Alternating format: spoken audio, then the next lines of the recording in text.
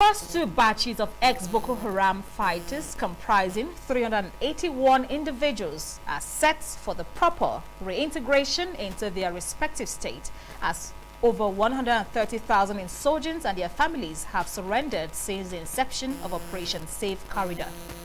This was disclosed by Chief of Defense Staff General Christopher Musa on Tuesday in Abuja during a stakeholders meeting to work out modalities for transferring rehabilitated clients to their national and state government authorities for reintegration.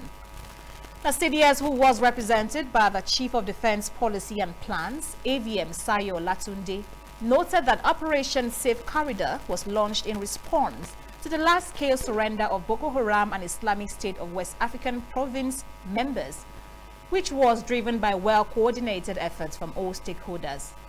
He informed that during the period under consideration, also a total of 2,190 clients, that is, repentant terrorists, were processed by OPSC, a multi-agency humanitarian scheme backed by extant provisions of the Constitution of the Federal Republic of Nigeria, as well as international humanitarian and human rights laws. Between July and November 2024, a total of 825 clients were transferred to the DDR camp to commence training. Amongst them are 14 foreigners from Burkina Faso, Cameroon, Chad, and Niger. It is also important to mention that 22 clients were subsequently transferred to the Federal Neuropsychiatric Hospital Maiduguri for further evaluation and management.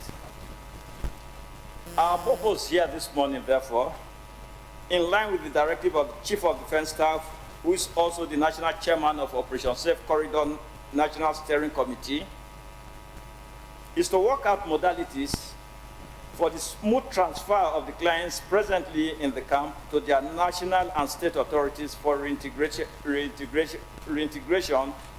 after graduation in March, tentatively 2025. Specifically, at the end of this meeting, the following outcomes are expected as milestones. 1, all stakeholders would be fully abreast with the activities of Operation Safe Corridor and the radicalization, rehabilitation, and reintegration program in particular.